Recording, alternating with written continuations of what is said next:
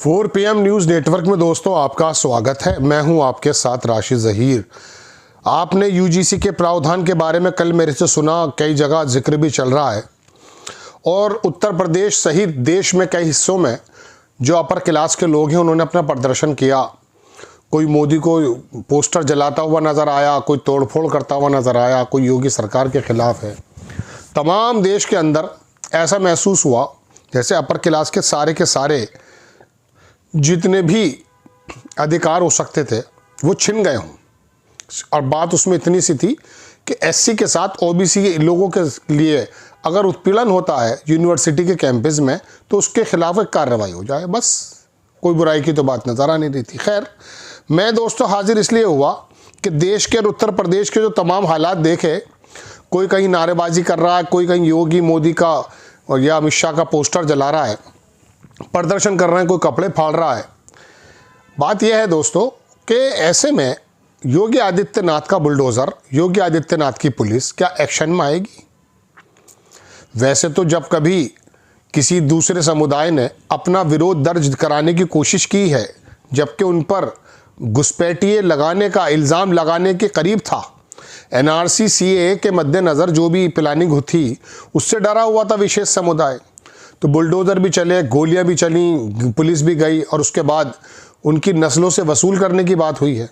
लेकिन फिर एक मौका आया है जब अपर समाज जो बीजेपी का बुनियादी वोटर है उसने अपने अपने विरोध दर्ज कराए, सड़कों पर जाम लगाए, इंस्टीट्यूशन के सामने आकर हंगामे किए। क्या कोई छोटे मोटे नोटिस भी दिए जाएंगे या तमाम की तमाम कार्रवाई सिर्फ और सिर्फ मुसलमानों पर होती हैं? खैर, ये तो मैंने आपको उत्तर प्रदेश का एक नज़ारा बताया। मैं उस वक्त बड़ा दंग रह गया जब मुझे योगी आदित्यनाथ का अनुसरण करने वाले, उनके बुलडोज़र का अनुसरण करने वाले असम के जो मुख्यमंत्री हैं उनका एक वीडियो सामने आया। मुझे लगा कि ये आखिरकार बोल क्या रहे हैं। मशहूर वकील जो हैं प्रशांत भूषण, उन्होंने वो वीडियो बताया जिसमें हेमंत बिस्वा एक बात कहते हुए नज़र आ रहे हैं। हिंदी में बताता हूँ क्या क्या वो कह रहे हैं। उन्होंने कहा कि यदि कोई गरीब रिक्शे वाला आपसे 5 रुपये मांगता है, अब इसके बारे में जो शब्द लिखे हैं ये तो मैं नहीं कहूँगा, कोई काविश अजीज़ हैं, उन्होंने असम के मुख्यमंत्री को कुछ और लिखा है जो आपकी स्क्रीन पर है।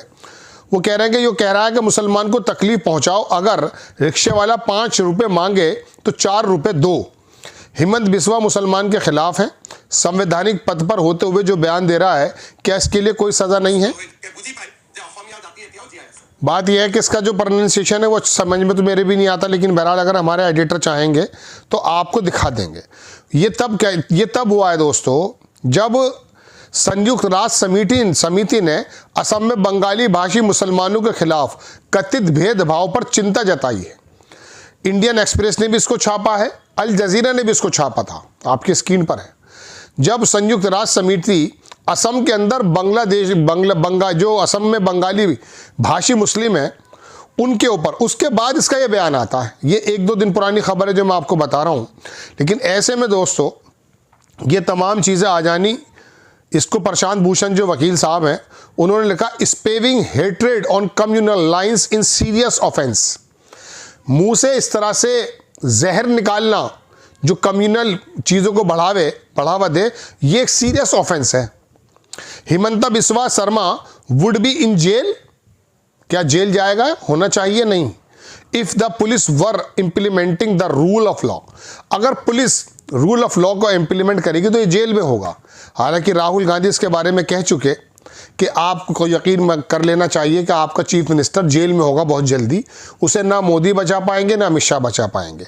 हालांकि आपको मालूम है कि पुराने कितने सारे मामलात में था, इस पे दुनिया भर की क्वेरीज भी थी, घोटाले भी थे, लेकिन आपको मालूम है कि बीजेपी की जो मशीन है वो ऐसी होती है कि जब उसमें कोई आ जाता बड़ा बड़ा भ्रष्टाचारी उसके अंदर साफ सुथरा हो जाता है। तो ये कुछ साहब है, उन्होंने भी वही लिखा है कि शुड मेक मियाँ सफ़र हाउएवर कैन, कैसे भी हो मियाँ सफ़र कैसे करे। अगर रिक्शा वाला फेयर 5 रुपये मांगता है तो उसको 4 रुपये देने चाहिए। Himanta Biswa, only in India people can call for economic apartheid of Muslims and get away. बात यह है दोस्तों कि मैंने 2 खबरें आपको इसलिए बताई कि मुश्किल और परेशानी की बात यह है कि जो नस्लों से उसका हर्जाना वसूल करने की बात करता है, उत्तर प्रदेश का चीफ मिनिस्टर या असम का चीफ मिनिस्टर, जब नफरती भाषण बोलता है, इन दोनों से कोई गिला नहीं है। गिला इस बात से है कि इन लोगों को पसंद करने वाला एक वर्ग पैदा हो चुका है। तकलीफ इस बात की है, रक्षे वाला अगर ये यूं कहता कि कोई मुस्लिम साहूकार आपसे अगर पैसा देके ब्याज मांगता, उसका ब्याज मत दो, समझ में आती बात। मतलब इसकी मानसिकता ये देखिए कि रक्षे वाला अगर 5 रुपए मांगता है, ये इसके यहाँ 5 रुपए चलते होंगे रक्षे वाले के अभी तक, क्योंकि पिछड़ा हुआ प्रदेश है बहुत ज़्यादा, और इसकी राजनीति इसलिए ज़्यादा परवान चढ़ती है क्योंकि इसने एक मुसलमानों के खिलाफ घुसपैठिया, बांग्लादेशी और इस प्रकार के मदरसा ख़त्म कर देने का आह्वान, इस तरह के ये प्रोग्राम चलाता है। अगर असम की तरक्की के लिए कोई प्रोग्राम चलाता और असम के बहुसंख्यक वर्ग हिंदू भाई अगर उसको वोट देते, कोई गिले की बात नहीं है। गिला तो इस बात से है कि मुसलमानों के मदरसे या उनके रक्षे में से 5 रुपये में से 1 रुपया कम करने की जो चीफ मिनिस्टर बात कर रहा है, उस बिहाफ पर इसको वोट मिल रहा है, नफरतें बिखेरने पर वोट मिल रहा है। और 2024 के बाद तो दोस्तों ऐसा हुआ, जब बीजेपी ने देखा कि हमारी सीटें कम आई, हम बहुमत के करीब भी नहीं आ पाए हैं, जबकि 400 का, तो वो बहुत तेजी से उस हिंदुत्व, उस नफरत के एजेंडे पर गामजन हो गए, उस पर ज़्यादा उन्होंने इम्प्लीमेंट करने शुरू कर दिए। खुलेआम छोटे से छोटा संतरी और मंत्री सारे के सारे ऐसी ऐसी बकवास करने लगे जो संविधान के खिलाफ है। अब ये आदमी जो बोल रहा है, बताइए, प्रशांत भूषण कह रहे हैं कि इसको जेल में नहीं होना चाहिए, लेकिन जेल में भेजेगा कौन? हाँ, इतना ज़रूर है कि टोपी वाला, दाढ़ी वाला अभी कोई बात तो कह दे, सीधे उसको पाकिस्तानी बताकर, आतंकवादी बता के जेल में डाल दिया जाएगा। और इस बात को बहुसंख्यक वर्ग भी देख रहा है।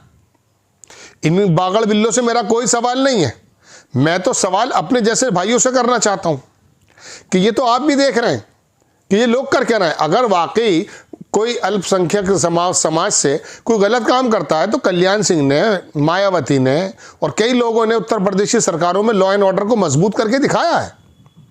उससे कोई गिला नहीं था उन सरकारों से, क्योंकि वो मुजरिम को मुजरिम की आंख से देख रहे थे। यहाँ तो मुजरिम को दरअसल हिंदू मुसलमान की आंख से देखा जा रहा है। आप क्या समझ रहे हैं कि अगर योगी आदित्यनाथ एनकाउंटर करा करके मुस्लिमों के पैरों में गोली मार रहे हैं, जो कि गुंडे हो सकते हैं, तो ये तो उनके घरों की सफाई है। कोई नहीं चाहता कि बदमाशी हो उनके समाज में, चूंकि अपने समाज को ही परेशान करता है बदमाश। तो अब आप समझ लीजिए, ठाकुर पंडित अगर बच रहे हैं, अगर वो बदमाशी करते हैं, तो वो किसके घर को गंदा करेंगे? वो मुसलमान को गंदा नहीं करेंगे दोस्तों, याद रखिएगा। जिस तरह से मुस्लिम बदमाश मुस्लिम सोसाइटी को खराब कर रहा था, और आज उनके दिलों में डर है कि योगी आदित्यनाथ, बिल्कुल सच बात है ये।